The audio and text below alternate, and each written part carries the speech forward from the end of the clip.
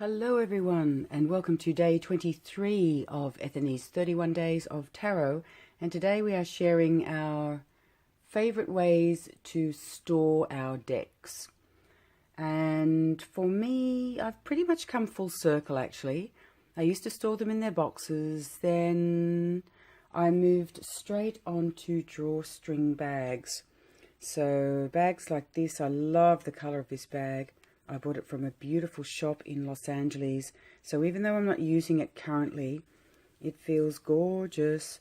I am not going to part with it. I will always keep it. And if I go full circle again, yes, this will definitely be one of the bags that I store my decks in. I also have this bag here, which actually came with an oracle deck that I purchased quite some years ago. I now keep that deck in a box. I still use this little Hessian pouch here for the cards I made for the Eye of Horus. So that works very well. And I bought this from a charity store for like, I don't know, 50 cents or something. That's great for a little Lenormand deck or a small oracle, maybe playing card size, just to carry in your bag. And it's got really decent padding so the cards don't get damaged.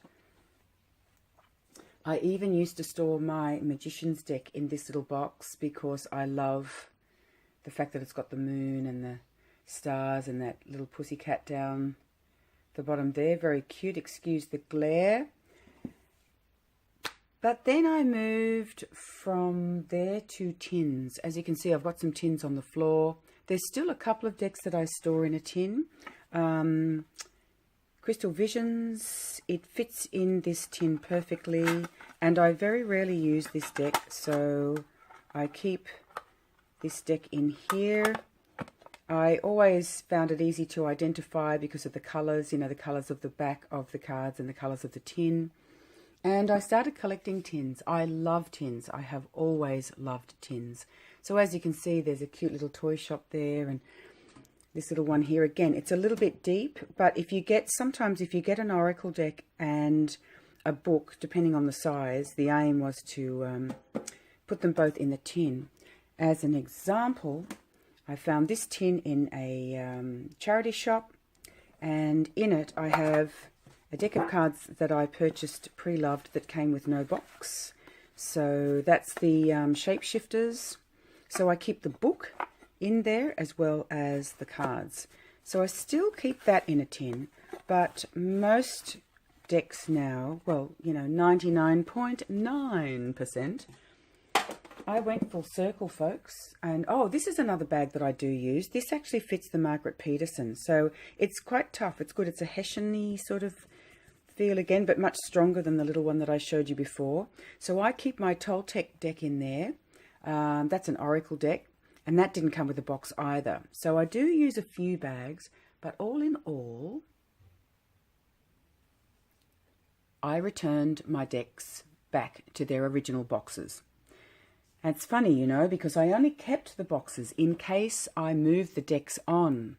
I might sell them, I might trade them, and I thought, well, it's probably going to be in my best interest if I can move them on with their original box, because a lot of people like to use boxes. So I bought a plastic tub with a lid and put them all in there in my garage. And it was about, maybe 6 months ago, all of a sudden I just thought, I've got tins everywhere. Some of the tins are too big. Actually, you know what it was? It's when I purchased this writer's table. And yes, because the tins were a little bit larger than required, I felt like they were starting to pile up and fill the space very quickly. So I decided to get my decks back out. And you can see I've still got some other tins up the back there. I love them. I don't want to just throw them out. If anything, I'll gift them to a charity shop. But for the moment, yes, every deck I possibly can have in its box, I have in its original box. And it works very well for me. Over here I have some oracles. I think I showed you them in an earlier video. And down there, see, again, it's just so easy. I can see what is what. But when it comes to those decks that you are using on high rotation, what I have done is place them in here. So I don't have every single deck in its box. The decks that I want to use over and over, yeah, they're going to be right here, easy to reach for. But having said that, once I feel like if I put the Magician's deck, Tarot of Ceremonial Magic, if I decide that I want to put it away for a while and not study regularly with it, well, it'll go back on this shelf in its box. I mean, the Chrysalis is up there in the top at the moment, as an example.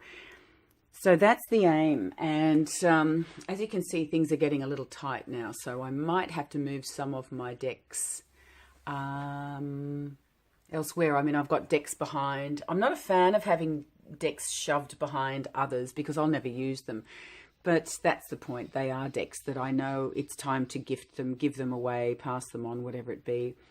And that's that, I think. The only other little storage system I've got that I like, speaking of bags, this is just a little card, you know, like a box. It's got a lid to put cards in it. And I keep my Gypsy decks in here. There are 3 different decks that I bought from Paris de Bono. So because they're all his cards, I keep them together and I can quickly see which deck is which. That's the Gypsy Tattoo. That's a great deck. So I do still keep them in there. And also this, this deck, this box I had, anyway, it had one of those little diffusers, you know, those nice little smelling scents. There it is, a fragrance diffuser, lemongrass. And on the front it has words cannot express. And I thought, words? Ooh, how handy. Because I made my own deck quite some time ago, It's just words. And I use these regularly. And it took me a while to, oh my God, cut them out and then laminate them and then cut them out again. I ended up with 155 different cards.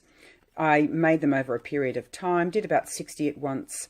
It's just ended up 155. I wasn't aiming for any particular number, but I just placed them together and it's quite interesting. Sometimes it's quite cryptic with this deck, but at the end of the day, you always know what it's trying to say. So I thought that was a fabulous box to